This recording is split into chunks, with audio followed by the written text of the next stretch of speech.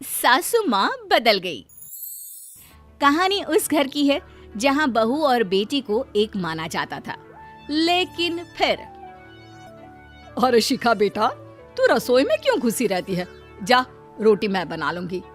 नहीं नहीं माँ जी, आप बैठिए, बस सारा खाना बन ही गया है। श्वेता को बोल देती हूँ, वो खाना लगा देगी सबका। सॉरी भाभी, मेरे पास वक्त नहीं है। माँ, मुझे पैसे देना, पार्लर जाना है।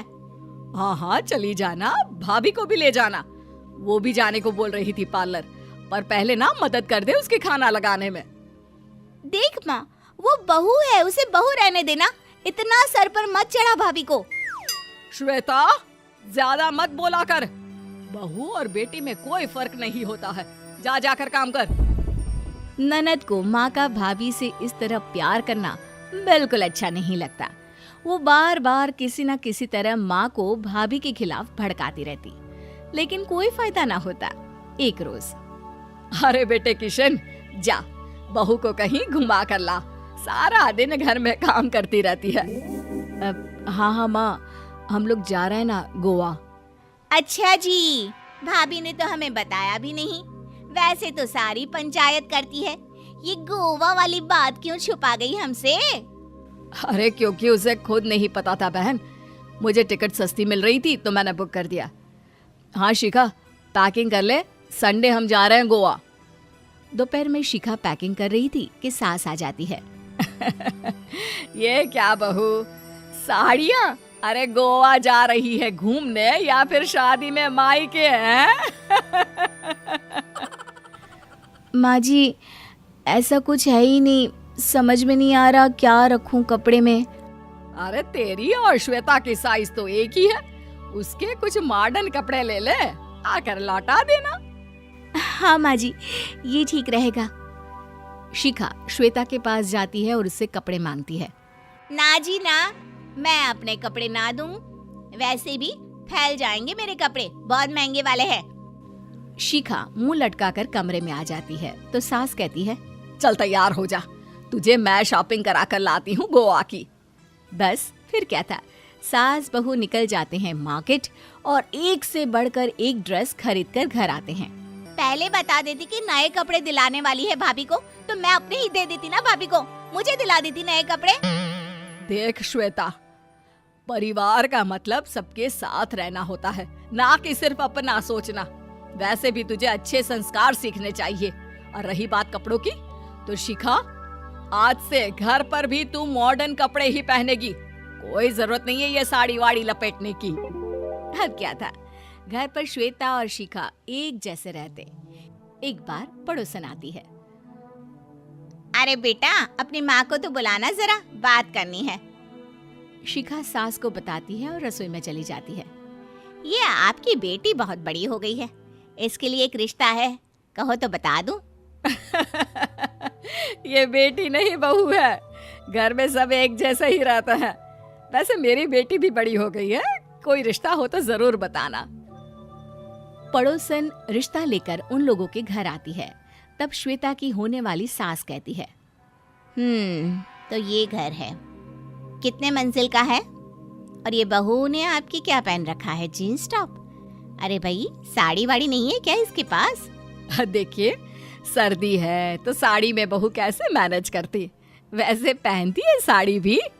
देखिए, हम लोग ठहरे पैसे वाले लोग, कोई कमी नहीं है हम लोगों के पास पैसों की, बहुत पैसे हैं, जमीन, नौकर चाकर, कार, सब कुछ है, लेकिन घर में संस्कारी बहू चाहिए।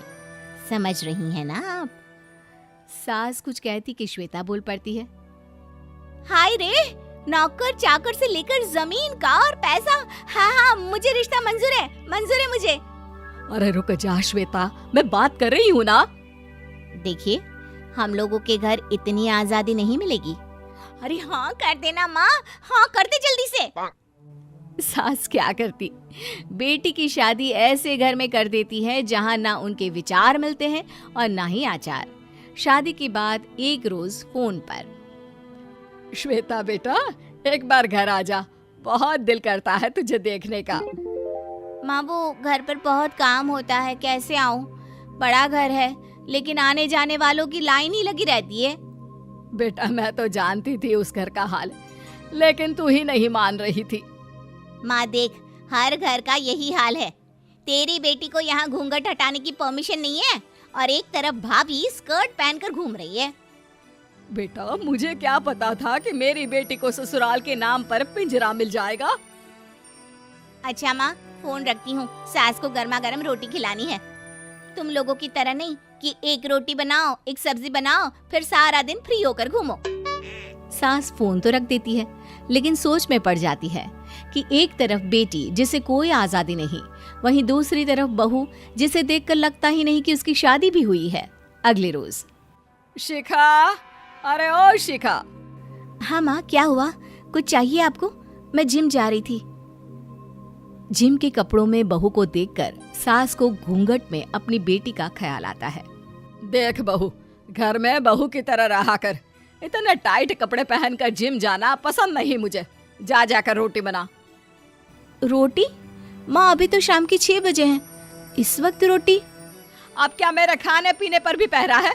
अरे जब मर्जी तब मैं अपने घर में खा भी नहीं सकती क्या? बहू को अजीब लगता है। वो समझ नहीं पाती कि जो सास कल तक इतनी सपोर्टिव थी, उन्हें अचानक से क्या हो गया। वो किचन में जाती है, गरम रोटी के साथ 2 तरह की सब्जी, रायता, सलाद सब लेकर सास के पास आती है। माँ जी, खाना। इतना सारा खाना? राक्षस समझा है क्या मुझे?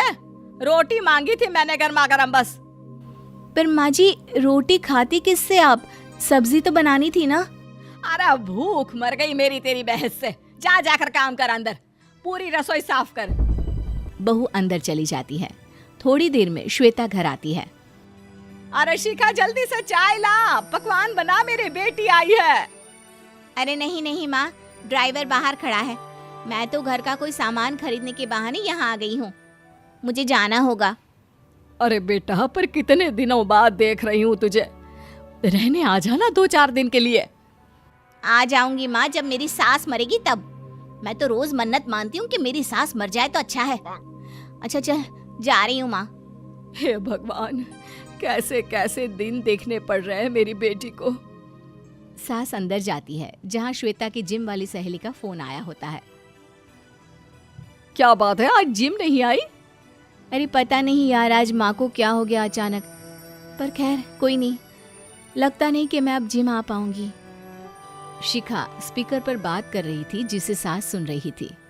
यार ये सास ना होती ही ऐसी है। मैं तो कहती हूँ बुढ़िया जल्दी मरे और तू आराम से जिए।